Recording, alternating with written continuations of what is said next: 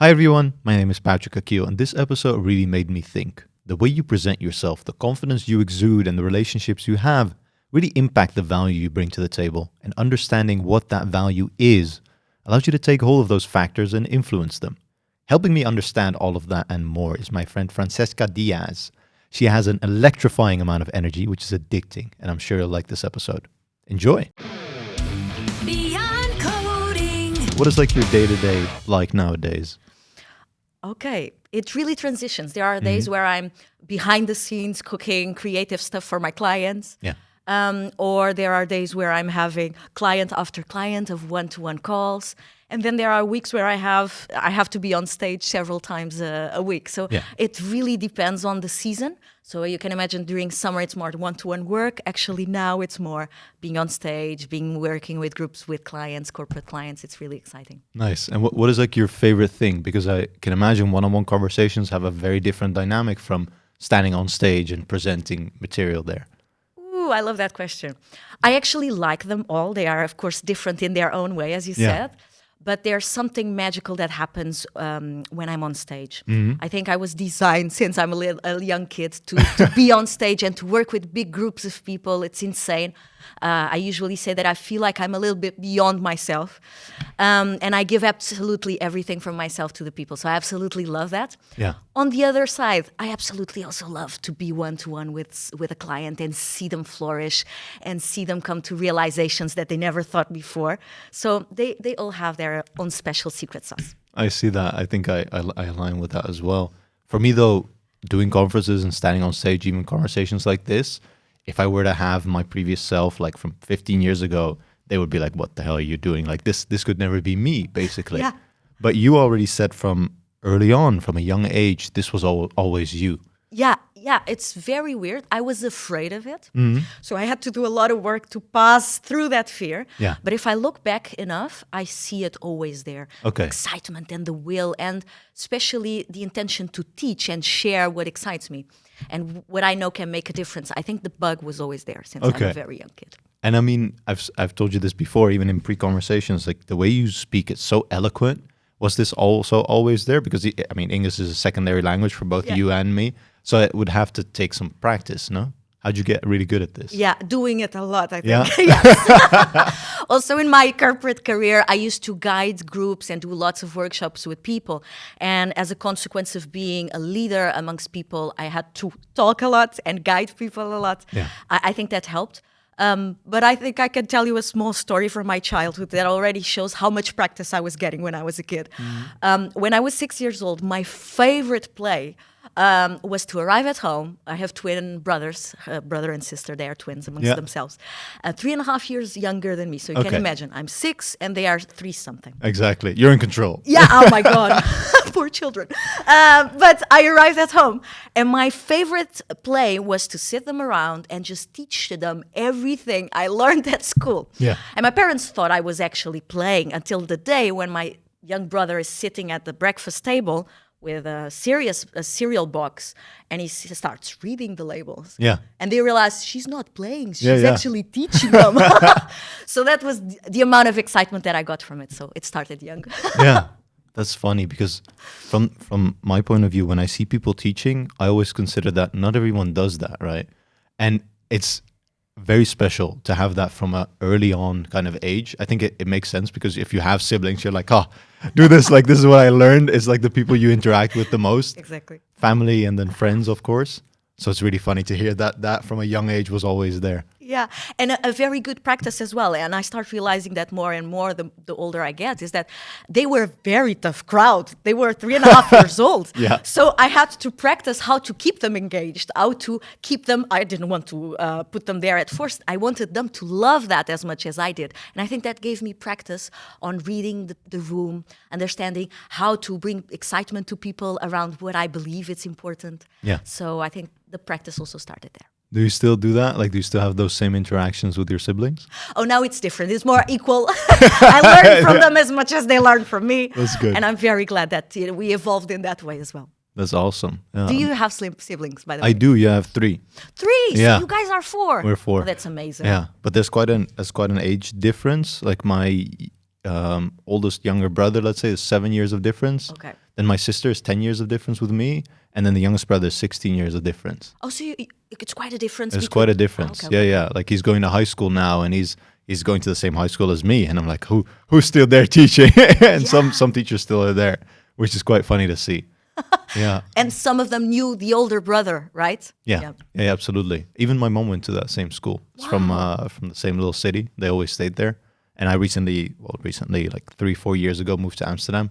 But other than that, I always stayed in the same city. We moved around a lot, like 4 or 5 times. Okay. But always within the same city. Oh, cool. So funny. you kept your friends, you kept the school. Yeah. Oh, when I went to high school, it was weird because I had been to probably 3 or 4 primary schools. And then from there, people would remember me or I would recognize people. Or there was one person which I completely did not recognize. And they knew my name. And I'm like, who is this guy? Like, it didn't make sense to me. Because you interacted with so many people. Yeah. Wow. But then they also had a growth spurt. Like, they looked like an adult to me and I was 12. There's no way you would recognize them as well, right? Yeah, exactly. I guess that gave you a lot of practice with people. Maybe. I still am very bad at keeping up with my network. That's probably like why I didn't recognize people. But yeah, it was a funny high school experience just because of that. Yeah. Oh, cool. And then moving into uni was completely different. Then you meet new people from different cities and you're like, oh, this is actually, it's quite big. Yeah, exactly. Like this little world out there. Wow. Yeah. So But cool. I saw, and also in a conversation we had before that you started out as an aerospace engineer, mechanical engineer, Yep. which is completely different than the thing you're doing now. Can you kind of start with that in mind and then lead up to what you're doing now? Oh, cool. I can start from the beginning. Yeah. Indeed, I have a master in aerospace engineering. Very, very nerdy background. Sounds awesome. Yeah, it was. Yeah. It really was.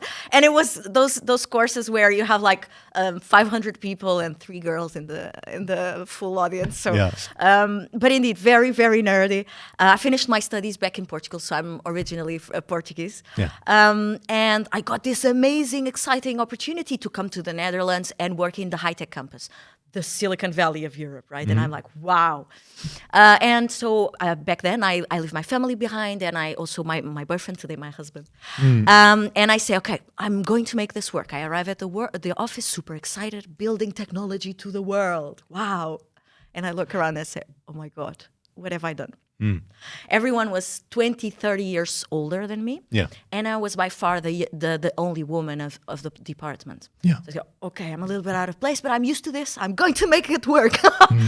And I do lots of leadership training, stakeholder management, you name it, I did it back then. Yeah. And it started bearing fruit. I was already leading from a very, very young age, small groups of engineers, much older than me, and building technology that actually inspired me and excited me. That's good. Indeed, I was so happy about that. But there was something that I didn't know how to fix, and I kept on bumping into it.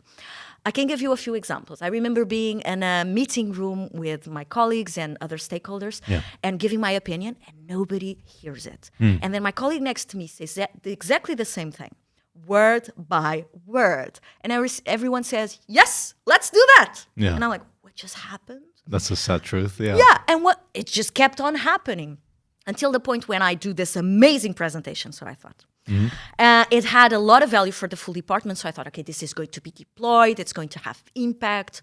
I do the presentation and nothing, crickets. So what's happening? Yeah. So I asked help, feedback behind the closed door from the only one other woman of the area where I was working.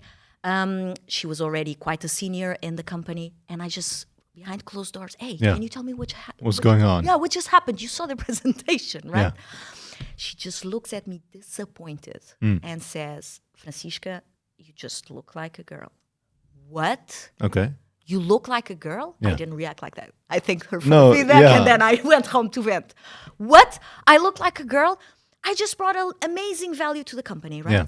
I just did all of this work. I presented it. My colleagues are out there in flip-flops and jeans. And I'm the one who looks like a girl. Why does that matter? Yeah. But if I was honest with myself, I went to the mirror, took a little bit of courage, and objectively looked at myself. She was right. But in what way did she mean that? If I would look at myself in the mirror, I still looked like a student coming out of university. Okay. I was not showing up in my body language, in the way I dressed, in the way I spoke, like the power woman version of myself that I had been creating and developing in my brain, right? With all of those capabilities and already leading people. I was showing up unsure. And that energy was being perceived and received by everyone else. They were receiving that energy. So I said to myself, okay, I have something to do here. Either I'm stubborn and I keep on bumping into the same wall until I have to give up because this is annoying, way too annoying and painful, or I choose to do something about it. I choose to embody what that version of power woman that is brewing inside of my head means when I interact with people, when I move, when I dress. Yeah. And I didn't want to become a Darth Vader version of a businesswoman. I think you know that, right? Full on suit. Yeah, exactly. It was not my character. I wanted to stay authentic. So I did. The moment I did that, my full reality shifted. I got promoted twice in a row, started leading the international teams, presenting programs for the full company, which is a wide world company. The best, the people that were challenging me before, now we're coming for me to advise. And I'm like, what just happened? It looks like I just took the red pill from Matrix. So I said to myself, okay, I need to start doing the same for other women. Yeah. And women, because I'm a woman and it's very close to my heart, it had been my own experience, right? And I start doing, they start getting great results. I get a certification. And then to the point that I say, this is my life's work. Yeah. I really want people to feel the way I feel, authentic, right? In their skin, getting to where they want to get while feeling amazing. That's I love what I that. wanted. Yeah. Can you kind of deep dive into what changes you made? Because that's still kind of unclear for me. You said at some point, like people were against you or they weren't really hearing the value that you were bringing, presenting, or just by virtue of not hearing your opinion and having the same opinion be heard from a different person. But then something shifted. Yes.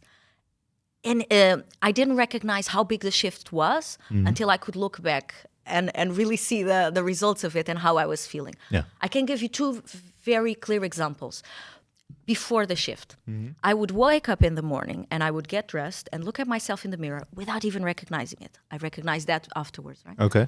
Looking at myself and say, am I worthy of being there? They are much older than me. Do I have what it takes to be there? And the way I was dressing myself also showed that. I was keeping myself small. And I wasn't being authentic. I wasn't showing my personality. I didn't even know what my personal brand stood for, right? Afterwards, what I did was understanding what my secret sauce is. When I enter a room, how do I shift it, right? Yeah. We are all different. We all have different secret sauces. And if we don't own it, we cannot use it as our own superpower. So I just discovered that, and then I learned to embody it. How do I translate that in the way I dress, right? How do I dress as my own version of authority that makes me feel amazing in the morning, like I'm ready and worthy and I'm going to make it, right? And how do I enter a room always confident in myself without having to second guess if I'm worthy or not to be in that room? So we are talking about mindset. We are talking about the way I dress and setting up everything at home so it's easy in the morning. And also, how do I move? And how does that help me stay authentic and in my power? Yeah, it's strange for me also looking back that the way others perceive you, like your image, what you have on you, like the way they perceive you completely exudes a lot in what they see, the way you present or the information that is there, right? It shouldn't be there, I think, objectively, but the fact that it is there is kind of, you have to accommodate for it. And I don't like the fact that you have to accommodate for it. I look back and like I would show up to assignments and I always traveled with public transport. And then from there... Me too, by the way. Yeah, like completely. And people would be like, why don't you have a car? Why don't you have a license? And the only reason I got a license was so I could tell people I have a license. I just don't like driving. So it's not an excuse. Public transport. Exactly. Yeah, now I have the it's option. my choice. Yeah. And even then, like I would have a skateboard and I would skate from my stop and then 10 minutes to where my office would be. How cool is that, by the way? But yeah, I never looked back and said, oh, this does matter in the way how people perceive me. Because I just came out of college. It makes sense that I'm young, makes sense to still have a skateboard. But if I do that now, people might look at me weird. Or it might take away from the information and the value I bring. You felt that. Did you have experiences where you've clearly recognized that was happening? Not really. But at some point, I did get remarks like it's odd that still I do that. And I'm like, why is that? Like, I don't understand it. Yes. I do perceive that. Oh, I love your examples. Because that was a big part of my experience as well, was understanding, hey, wait a minute. There's bias in here, right? What can I do? I can either fight it and just keep on resisting it, or I can find out how can bias play in my favor while I'm staying authentic. So I can still, it's not my case, but I can go on my skating board to the office and still show up as my power version. What does that mean? What other buttons can I tweak to show off that my personal brand is authentic, yet an authority in this environment? And that's possible. That's something that it's possible to do. Yeah. But now that you've been helping people more so even on a full-time basis, what do you usually talk to them about, or what do you usually change? Is there any like silver thread amongst the people that you've helped that usually you work on? Oh, I love that question. So I created in the meantime a program that helps. In this case, usually I mostly work with women on the one-to-one. With corporate, I work with everyone. Usually I have a mix of men and women. I absolutely love it. But I'll give you an example of the one-to-one programs. What I do is I work together with the other woman to help her bring out and come to the realization of what her secret sauce is. So basically, her personal brand, natural, something that she naturally does when she enters a room without having to make any extra effort. When she's feeling good, we all have that secret sauce. Okay. Right? So we find out what that secret sauce is and how does it bring a lot of value to the environment where she is. Then what we do is we unearth her personal style and how, so the personal style that aligns not only with her secret sauce, which is something behavioral, and it's something rational as well, right? But also with the natural beauty of one's body and complexion. Yeah. And I can tell you, I saw that in myself, but I also see that in a lot of my clients, a lot of energy being wasted in not accepting the natural beauty and the natural features that we have, and fighting against it. And that only detracts from our confidence. So I help a woman find and embrace and celebrate her own natural beauty with a specific bespoke personal style that brings everything together and helps her get where she wants to go. Yeah. For me, the hardest challenge, I think, because that's also sometimes what I have struggled with myself, is how do you figure out what someone's secret sauce is, what they bring to the table, right? Because looking at myself and my past experience, now I think it's partly to the way I communicate things or the way I can make simple, more complex topics. But I would have to practice that. I have to have a certain amount of experience before I could say, okay, this is what I'm good at. And still then, maybe a little bit of imposter syndrome. Am I really good at that compared to other people? Like that is still in there. We all feel that, by the way. It's just a matter of feeding the other voice. Yeah, I'm doing it. And I'm doing it since I'm a kid, only I didn't realize I was doing it, right? Yeah, exactly. But then how do you help people just from those conversations figure out what the secret sauce is? Because I feel like that needs a lot of depth. Oh, I love it. Okay. It's several folds, but I'll highlight a few of it. The important items is number one, awareness. Having a look at your day-to-day interactions and really usually journaling really helps. When you write down things get a little bit more clarity. Yeah. Understanding, okay, I had these interactions today. How did I shift the energy of the room, especially when I was at ease, because that's when magic happens, right? How did I shift the energy of this person? What did I contribute with, right? And really start keeping awareness around those. Yeah. Something that is precious is also to have a look at our past. Although most of the times we try not to, and we look at ourselves, I could have done this better or whatever. Really just look at it from a non-biased perspective and say, okay, as I was telling you, if I look back, I was already teaching since I was a very young girl, right? I already enjoyed spending time with people and teaching them and be around groups, right? So what is that for you? What were you when you were at your freest, happy kid? You know that feeling when you're a kid in Christmas, really excited. If you look at those moments, what were you doing? There's already a hint of your secret sauce in there. Yeah. And then we bring everything together with some embodiment exercises, because if you stay in your head, I love what you said, my imposter syndrome will pop in. Yeah. So it will say, really? Am I really that good at it, right? So I have some embodiment exercises that I do together with my clients that allows them to shift from possibility and rationality and precision mindset to a more expanded possibility mindset. And it's all about movement. I'm talking to them while we are moving. It activates different parts of the brain. And it's beautiful that the fears get down, the shields go down for a while because we are having fun together and moving and talking. And all of those items that come from their secret sauce come outside. And they speak it themselves. They say, okay, I love this. And I shift the room in this way. Yeah. It's beautiful. And it's a very natural nourishing process. I like that a lot. I'm thinking it would be valuable probably to everyone, right? Regardless if you're male or female. But the thing is, probably within this tech space, and I mean, that also comes back to what you said, you were not just very early on in age, but also you were one of the few women, right? One of the two, basically.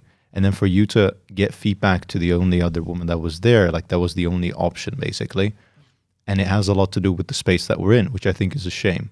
But I do think being at, like, understanding what your value is, your secret sauce, as well as kind of embodying what you think is powerful, because that is also where comfort is, I think is valuable to everyone, because then everyone can be kind of their best self in what they're doing. I love it. Absolutely. I couldn't agree with you more. And that's why, although one-to-one I tend to work with women, I absolutely love when I have mixed groups in the corporate realm, because I recognize what you're saying. We all, independently of gender, we all benefit from knowing and anchoring down our own self-worth and our value. That's, I would say, one of the most important things in our lives. Yeah. I'm wondering why it is that just when we go into kind of this corporate space, and the corporate world for me is always, it's interesting, right? An organization is just an amalgamation of people, and they come together with a certain goal. And then processes are around that to streamline the process. And sometimes people don't really know what their role is in kind of as a cog in this machine. Yet that's where it comes out, right? How can you be authentically yourself? And that's also what people find challenging, probably because they come into an organization, things are already in place, there's a culture. So it's easier to kind of uphold their culture and their way of working, instead of being like, no, these are my values, this is what I stand for, and this is what I bring. I think a lot of people need help with that, but I don't know why that is. It's maybe like just the way we organize ourselves in organizations, or what is perceived from the outside. That's a very good question. I think human beings always have a tendency to, we are social creatures, right? So there's always a tendency to within the group compromise, right? Yeah. And I think that compromise becomes bigger and bigger the least awareness and the least self-knowledge you have, right? Because if you do already own that secret sauce for yourself, and if you have daily practices that help you continue reminding yourself of that, then even if you have a company, of course, as you were saying, with its own culture and with its own structure and let's say methods, etc., you can always stay true to yourself as long as within the freedom of the role, right? Because there's a way of doing things, and that's your way. Yeah. It will always be your way. Of course, in some cases, the culture of the company might be so far away from your personal values that you realize you need to make a different choice. That's also something that can happen. But I think it's also due to a lack of awareness. I think we don't spend enough time being aware of what we are doing, with whom we are doing, and how we are doing. So really thinking about our days, Consciously. Yeah. Yeah. And I was thinking about kind of the education space, because I think you do have that kind of as a kid. It's funny that one of the exercises you have when it comes to the secret sauce is thinking back to what you did when you were a child. And then somehow through your educational journey, you get a lot of like theory about how the world works, about how math works, linguistics, stuff like that, history as well, science, physics, all of that. I'm going to name all of them. Exactly. And then somehow I think you lose kind of maybe what your magic is, or you conform to your organization, whether that's in school and then at some point in an organization. Funny enough, when you have your own startup, still you have probably this mindset of this is how it's supposed to go. So you lose it somewhere. Ooh, very, very good. Yeah. If I look, I cannot say for every education system, right? But if I look at my own journey of education, it was less about supporting me to discover myself and more about giving me the knowledge, right? So I think the part where we need to discover and become aware of ourselves. It's, at least in my case, it was completely ignored. Yeah, it's not there.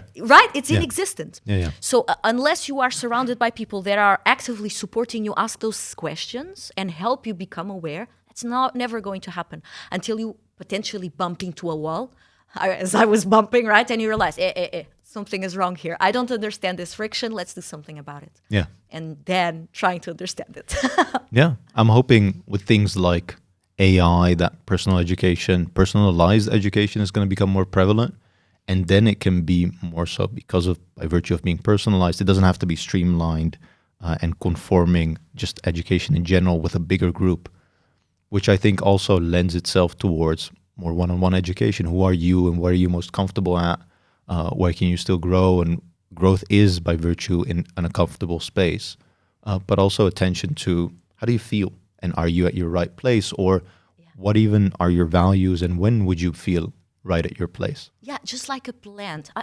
I love what you're saying. Where do you feel good, right? Does it align with your values? Let's imagine we are all plants. Okay. Right? For a while. Okay, I could be a cactus or I could be orchids, right? Yeah. We all need different things. And we are thought that, no, maybe we need all the same. And then we start feeling friction and our leaves don't look so alive, or maybe our flowers are not opening up, and then we think, okay, why is that happening? Maybe we are not giving ourselves the kind of nourishment that we need, and we are just giving ourselves the nourishment that we were taught everyone else needs. Yeah. But we are not cactus or cacti and orchids. We are roses and, I don't know, daisies, whatever. Yeah. You know what I mean? I know what you mean. I thought, where are you going with this plant analogy? It's going very weird. But if everyone gets the same sunlight, everyone gets the same water, then depending on the type of plant you are, you flourish or you do not, because you require more of one or the other. Yeah, or the soil, right? What kind of soil and the amount. Yeah. And only you can decide that and then take responsibility for that. But I don't think we are taught to do that. No. Yeah. Something they were saying, I want to jump into that because I find it very interesting. You were talking about personalized education, more and more one-to-one. That puzzles me, you know, because if I look back, and me particularly, the most self-aware or the strongest learnings that I got in my personal journey were actually in the interaction with others. But then it's the interaction with others, conscious, right? Coming back home and thinking, what just happened? Let's journal a little bit about it. Yeah. Let's journal a little bit about it and let's try to understand what happened. Yeah. So if I imagine myself being taught without the school system where I'm interacting with my colleagues and with teachers, I think a lot of that value would have been lost. That's true. Right? If I didn't have my brothers, I wouldn't have practiced something that makes me feel alive, right? Which is guiding a group and teaching them. If I would be being taught only by a computer, I wouldn't have had that interaction. So I don't have an answer, but I wanted to make a comment on that because I'm afraid that for me, that wouldn't have worked. Yeah, I agree with that. I mean, you mentioned it before as well. Humans are social animals, basically. Without the social component, things would be missing. But yeah, I do, like, if I take my personal journey as kind of an experience, I would be done with math, for example, and I would struggle with linguistics. And I didn't like reading. So struggling with linguistics while not liking to read, that's hard. That's a hard combination. Yeah, of course. But with math, I would be done. And then I would have to read a book kind of, against my liking. And I would still finish it. Yeah, exactly. But then because sometimes I was done earlier than the rest of my class, I would have like time to play. And it's not to take away from that. I really enjoyed that, like playing with clay and doing puzzles and stuff like that. But I wouldn't be as efficient or effective. And even by virtue of, for example, the grades that you have define kind of a career path that you have. It's very prevalent in the Netherlands. Sometimes I explain it and people think this is an odd kind of sense of education. Yeah, for me it was insane when I learned about it. Wow. I've heard that as well, yeah. But even in high school, for example, I was really good at English because I learned that from a young age. And there was this program which they called Cambridge English, where some courses would be extra English, more advanced English. And I wanted to do that, yet I didn't have the other grades. For example, my Dutch wasn't as great, my math was still good, but some other grades weren't as good. So my average was below kind of that barrier of entry, so I could never do that. If I were to have done that, then probably my path would have been different. Maybe I would have had a bit more of a British accent, for example. But I could never do that just because of my other kind of courses averaging up to below average in that way. Yeah. Yeah.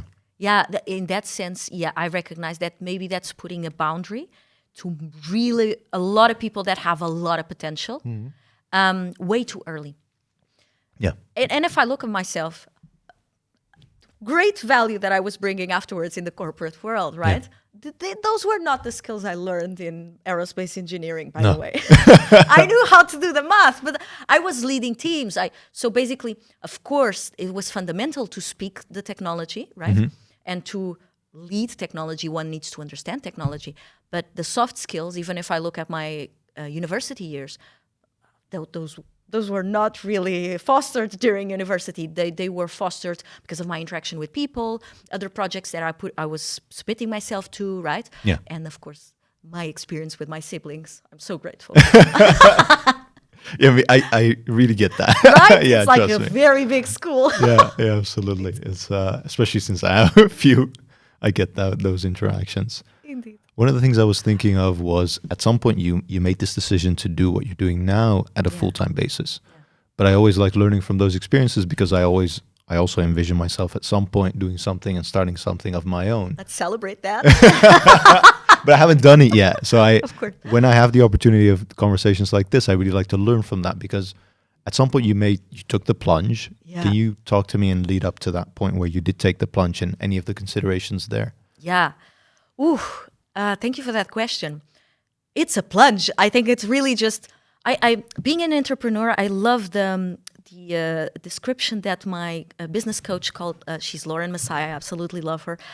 She gave this following image. Being an entrepreneur is being in the darkness while you are trying to build your own flashlight. Okay. And you don't know where the way is, but you're building your flashlight in the dark in the hopes that you will find out. So that's how it feels. Yeah. It was scary. It was exciting at the same time, right? I'll be very honest. I think I avoided it for way too long, right? I was already getting really great results with the woman I was working with during my free time, right? After work, I was working with women already, and on the weekends, and everything in me was telling me that was the direction. I was getting much more excitement and energy from doing that work. And I was getting less and less excitement. And that's how it goes. Yeah, right? Yeah. Until the point that I'm actually feeling drained. It's like my body is telling me, you are just not being authentic right now by staying in this place. Yeah. So I had to really be honest with myself and say, am I staying because my heart is in here and I believe that I'm really aligned with what I'm built to do? Or am I staying out of fear? Out of fear because it's comfortable, right? I have a constant paycheck. I'm growing in the career. I continue being promoted. I actually left just before I was getting another promotion. So is it fear or is it out of love? It was out of fear. And where is my love? My love is in working with people this way. So I said to myself, okay, clear. When I grow old, I will always regret it if I don't do it. Okay. So let's have a conversation with my husband. Let's get a plan and just pull the plug. And I jumped. Yeah. Okay, scared. But I recognized that one of the most important things for me was to surround myself with people that had done it successfully and were doing it successfully. Because I think the most important thing for someone giving that jump is to give birth to the new version of themselves that needs to be there. Coming back to what you were saying, a previous version of myself, right? Yeah. I had to give birth of a new version of myself that was Francisca the entrepreneur, not Francisca the corporate, right? Yeah. And that version was born out of those interactions with my business coach, Lauren Messiah, with the Style Boss Academy group, and I have friendships of other entrepreneurs in styling that I speak to every week. We really support each other in that journey, and was fundamental for me to give birth to myself, right? A new version of myself, yeah. But I don't know if I answered your question. No, I think so. I'm interested in more so also the network part, because you already surrounded yourself. You said one of my kind of key metrics to success was to surround myself with people that are also doing it, to learn from them. Yeah. And that makes a lot of sense. That's just the reason why I asked this question, is because I'm interested in that. And you want to learn from others to prevent as many mistakes, even though you can't prevent all of them. You will make mistakes. Exactly. You will probably even make the same mistakes, but still. to learn from and to educate yourself. So that plunge is less of a plunge, even though it's still a plunge at the end. Yeah. How did you, like, because I also said I'm bad at networking. How do you network? How do you make those connections? Or what was even your first step into connecting with these people? Yeah. I think if you use the word networking, we all are we're awful at networking. It's an awful word. Let's be honest. Word. Let's be honest, right? It puts a lot of pressure on human interaction, right? So I don't like to think about it as networking, although it is in the end. But I think about it as making acquaintances and getting to know people. Okay. So, and that's something that I learned from interacting with people. So one of my business coach actually gave me that feedback. It's interesting because you don't network, you get to know people. That's what I do. I have twofold energy, usually I say. I'm a very creative, nerdy person, you can imagine, where I'm behind the scenes cooking and creating. Yeah. And then when I get excited about something, I want to go into the world and teach or interact with people and get excited. Yeah. And I just make use of that excitement and curiosity for people. And I ask about them. And I'm very grateful that those interactions that I come into openly lead me to the things that I end up needing, right? Or people come to me 1 or 2 years afterwards, hey, you're doing this now? Oh, I actually need in my company something for that. But those were interactions that I stepped into without any intention of doing business with sometimes. Oh. It was about getting to know you. I'm genuinely interested in what you're doing. They actually sometimes, most of the times also show interest, right? The other way around. It's a balanced interaction. And then I'm surprised many times because people come back sometimes. So I have the same as you were saying previously. I'm not that good at maintaining the network, right? I'm not going back to. But whenever I meet people, I'm genuinely interested and I give it my all. Yeah. So I try to be authentic. That's the most important. Good. Yeah. Investing in those relationships. I think that's the way I should look at it as well. It's just something about this online thing and then texting. Maybe it's just my dislike for texting in general. Is a hard one. Yeah, I can relate. You cannot read people's faces in a text. No, it's like, I miss so much context. I like conversations. Calling people, I'm still a caller, even though that crew might be dying out sometimes. But I hope it never does. Please. Yeah. But just to step back and to talk about the journey that you took and to play devil's advocate as well. Yeah. Things are going to go well, but things are also not going to go well. Is there any downsides or any setbacks you can share? Yeah, okay. I love that question. Yeah, the first thing was for me to be in a mindset of abundance instead of scarcity. Okay. And I think that's very important for anyone, especially for an entrepreneur, is I cannot predict. Right? When you're in the corporate world, you predict when your next paycheck is coming in. You know it every month. When you're an entrepreneur, there's a lot of fluctuation. There's seasonality, which you start predicting after a few years. You see how your seasonality is. There are a little bit slower times and a little bit more abundant times. Yeah. So just creating a mindset and fostering a mindset of abundance that you know it's coming. Mm-hmm. Even if right now it's a little bit quiet, and being okay in that space, feeling safe in that space is very important. And that was my first challenge. Thankfully, now I have my practice of abundance and I feel abundant. I'm very grateful for that. Yeah. But that was my first, in that sense, transformation into the skin of an entrepreneur, was to be okay with uncertainty. From a financial point of view, so being in a state of abundance. I have enough right now. Why am I worried, right? Yeah. And knowing that it's always coming. Then the second thing was, again, connected to uncertainty. I don't have all the answers all the time. Yeah. And sometimes I'm making a business decision without having all the information, without having the product completely ready, right? But that was a completely different shift from corporate. Whenever I was selling a product, I would sell it already ready. It's ready to take off the shelves. Now, I'm selling a proposition. Yeah. And I just trust it fully because I know I have everything that it takes to build it and co-create it. And then just show up as my total best. And I know it's okay. It's going to happen. So also getting naked of the perfectionist, right? Yeah. That's also an old voice of mine. I know it's always there on the background, right? Yeah. Many of us have that little voice. So when the perfectionist steps in, I say, it's okay. You can sit down for a while. see how beautiful it is and how grateful I am for what it already is. It doesn't need to be perfect. It's already beautiful. Yeah, I like that a lot. It's a lot of mindset work.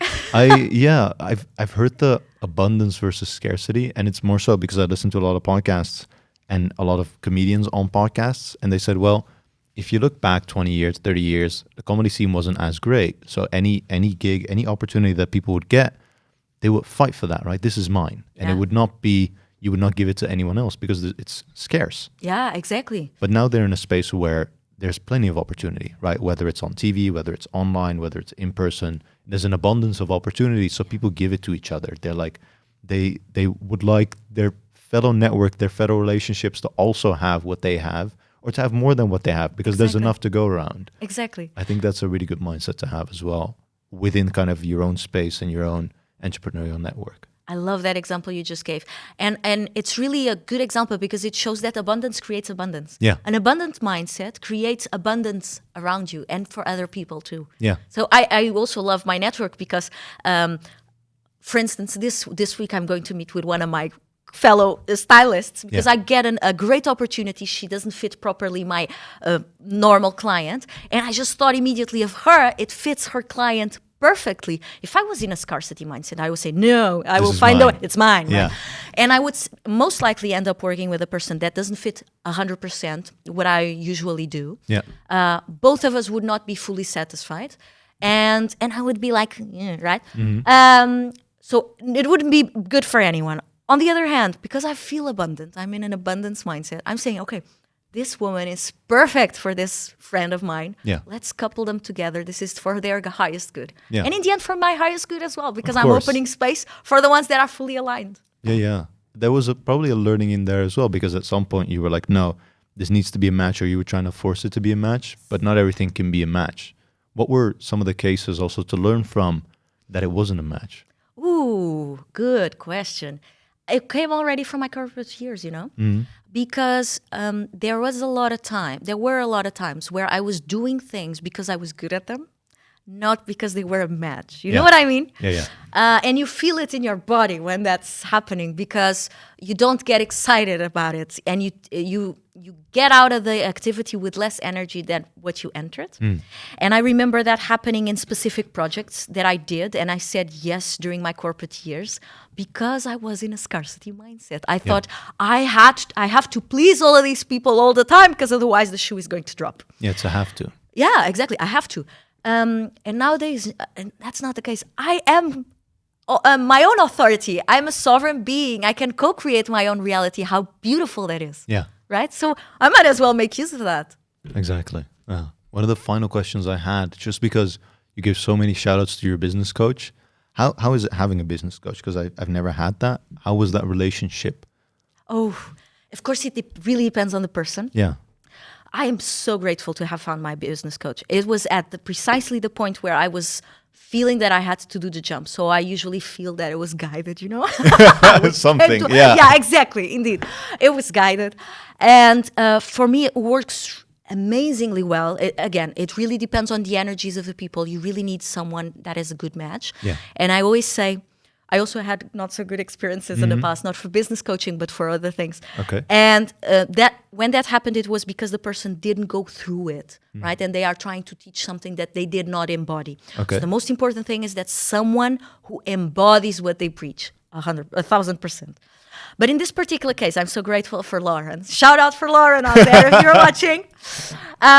Lauren Messiah, because number one, she has an immense amount of experience, and she did it, continues doing it successfully, right? She has the proof.